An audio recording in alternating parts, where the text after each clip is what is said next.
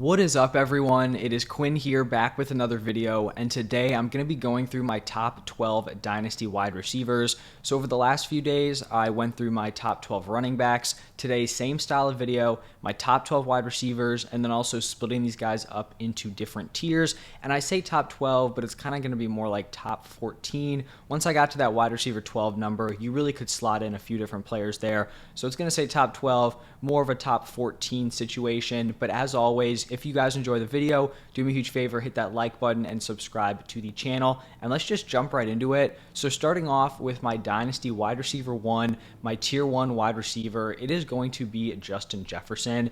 And you know, typically in fantasy, there's going to be people with a lot of different opinions. Rankings are going to switch, from person to person, company to company, whatever it is. I truly don't think I've seen one set of Dynasty rankings that do not have Justin Jefferson as the wide receiver 1. He seems pretty much as consensus as you can get. He's still only 23 years old. He's already put together 3 monster seasons in the NFL and has made really solid improvements year after year. This past season averaged 21.7 PPR points per game, and it's not like he did that on some crazy peak season. The dude only scored 8 touchdowns in 17 games, so we haven't even, come close to seeing the peak of Justin Jefferson. He's an absolute baller. He's going to be a high-end wide receiver 1 for a very, very long time, and he's actually going to be the only wide receiver that I have in tier 1. Now, moving over to my wide receiver 2, it is going to be Ja'Marr Chase in tier 2. And I pretty firmly have Ja'Marr Chase, at number 2, the same way I have Justin Jefferson firmly at number 1. I don't really think there's a super strong case for Ja'Marr Chase to jump Justin Jefferson, but if you had him at number 1 and Justin Jefferson right behind him, I wouldn't get too crazy about it. But I also just don't think there's anyone who can really compete with Ja'Marr Chase for that wide receiver 2 spot. Averaged 20.2 PPR points per game in his second season. He's going to be attached to Joe Burrow, which is obviously going to be a great connection for a very, very long time. He is also only 23 years old, and just like Justin Jefferson, these two dudes are going to dominate the NFL. They're going to dominate in fantasy football, and I think they're both going to be high-end wide receiver 1s for a very, very long time. And so basically my first 2 tiers just got one dude in each of them. Jefferson in tier 1, Ja'Marr Chase in tier 2. Now we move into tier 3, which is going to be a fairly large tier. And I'm going to start it off here at my wide receiver 3 with Garrett Wilson. Like I said, it's going to be a crowded tier, in tier 3. And I'm really not going to push back a ton on the order. I feel like a lot of these guys are just really kind of packed into a very similar spot. But looking at Garrett Wilson, he caught 83 passes for 1,104 receiving yards as a rookie. He actually had the 6th most targets at the wide receiver position, and he did all of that with just very, very poor quarterback play. I think he's going to take a huge leap here in year 2. Obviously, it'd be ideal if the Jets can lock up that Aaron Rodgers deal. Obviously, that's not going to be a long-term solution, right? That's not like a Joe Burrow pairing with a Ja'Marr Chase. But I think in the short term, it'll allow him to take that leap. And then you just never really know what's going to happen at the quarterback position. But I think he's just on a very strong trajectory to be a wide receiver 1 for a very long time. Now, sticking in tier 3 with my wide receiver 4, this is where I have CeeDee Lamb. And he's coming off of a big year 3 breakout. Was a mid-tier wide receiver 1 last year. Averaged 17.7 points per game. And he's still only 24 years old. So I don't even think we've seen the peak of CeeDee Lamb. I wouldn't be shocked if, in his career, he puts up a few 20-point per game seasons. He's also attached to Dak Prescott. And I know Dak gets a lot of hate, but I think that's a very solid spot to be in for fantasy. I think Dak will have a nice bounce back here in 2023, and he's just going to be a mid to high-end wide receiver 1 for the foreseeable future. Shifting over to wide receiver 5, this is where I have A.J. Brown, and he is going to be a little bit older than some of these other wide receivers that I've already talked about. He's turning 26 soon, but still plenty young for fantasy football. He's coming off a big season where he averaged 17.6 points per game. He's overall just in a great offensive situation that seems very stable, kind of long-term here with the Eagles, with Jalen Hurts at quarterback. Honestly, coming into the season, I wasn't super big on that landing spot. I didn't like it. I didn't think it was going to be great for these pass catchers. I was completely wrong. We saw both A.J. Brown and Devonta Smith have a lot of success. So he's just another guy here who I think will be delivering wide receiver 1 production for at least the next few seasons. Also in tier 3 at my wide receiver 6, I have Amon-Ra St. Brown. And basically ever since week 13 of the 2021 season, remember that's when he started like that crazy stretch he had at the end of his rookie season. Ever since week 13 of that season, Amon-Ra St. Brown has just been an absolute monster. He followed up that impressive rookie finish with a wide receiver 1 finish in his second season. He's shown great production so far.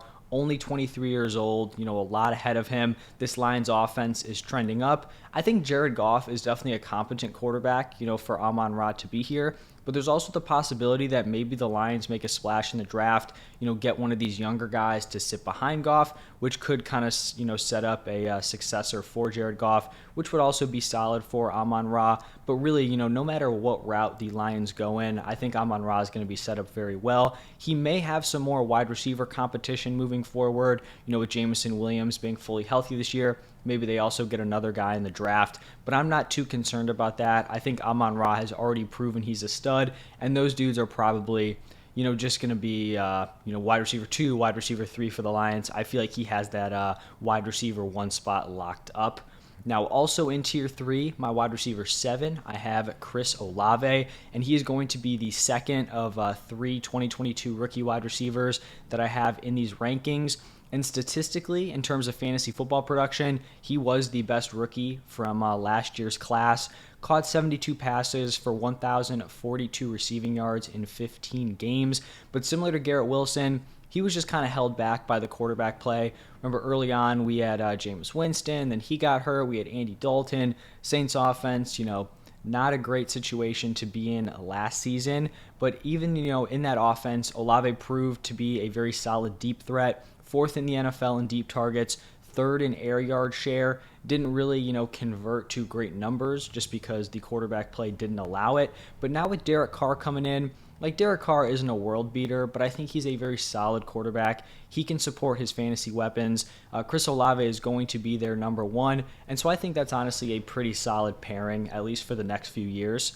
Now at wide receiver 8, also in tier 3, I have Jalen Waddle, and he's actually going to be my final tier 3 wide receiver. And we saw Waddle operate as a top 12 wide receiver in points per game while playing behind Tyreek Hill. I think he's a guy who may be in that T. Higgins role for another year or two, meaning, he's behind a guy who's locked in as the stud wide receiver 1.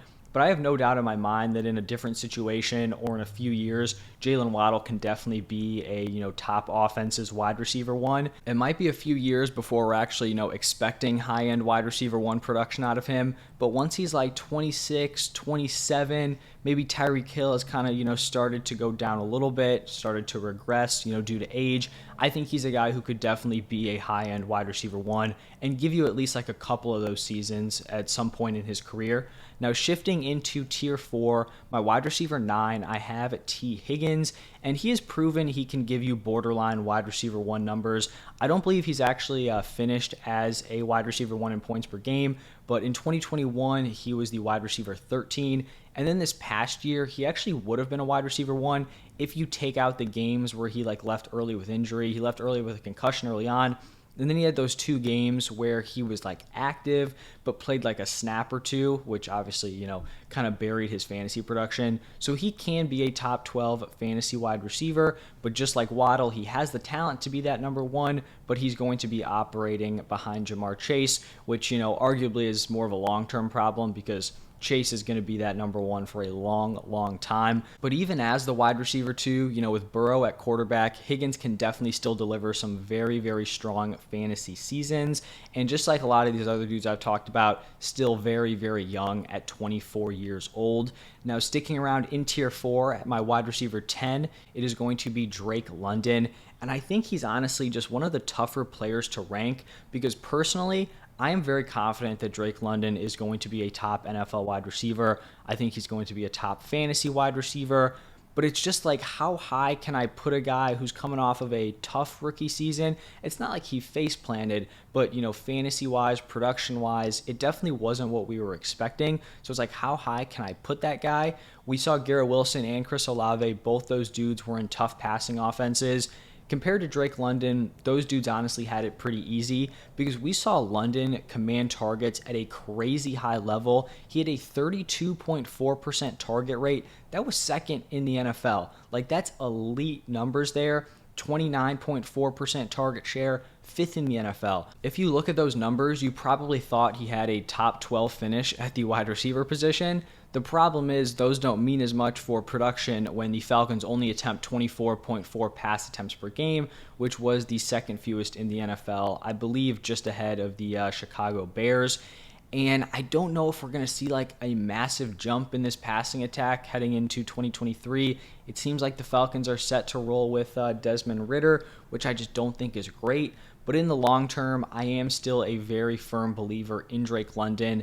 And if you're on like a kind of rebuilding team, I think he's definitely someone you could look at because I do think he will probably grow in value moving forward. I think he will hit at some point. It's just like, when is the situation around him going to be good enough for him to really kind of showcase his skills? At wide receiver 11, I have Devonta Smith. And similar to the Jalen Waddle, T. Higgins situation, a very talented young wide receiver here, kind of stuck behind a stud wide receiver 1.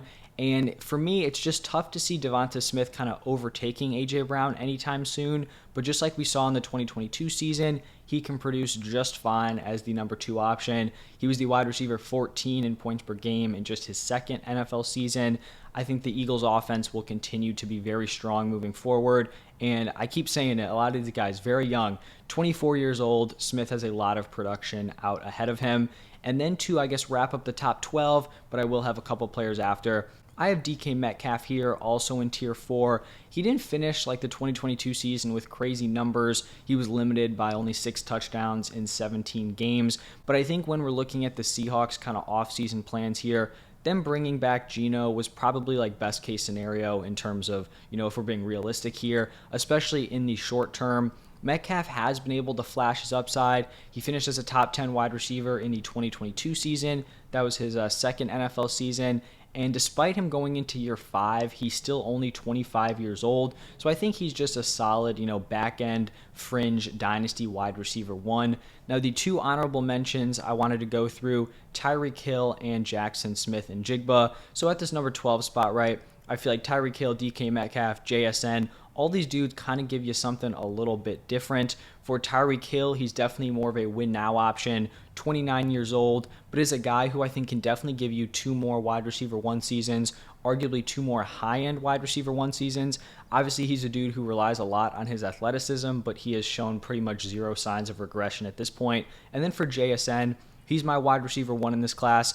I'm very confident he is going to be a hit at the next level. But, do you put him ahead of a guy like DK Metcalf who has that proven production, especially when we don't know the landing spot for Jackson Smith-Njigba? So that's where I'm at there. That is going to wrap it up for my top 12 or top 14 Dynasty rankings. If you guys stayed all the way till the end, thank you. I appreciate it. Do me a huge favor, hit that like button, subscribe to the channel. Let me know what you guys think down below in the comment section. Who should be higher? Who should be lower? Did I leave someone off? I want to hear your guys' feedback. But thank you all for stopping by, and I will see you in the next one.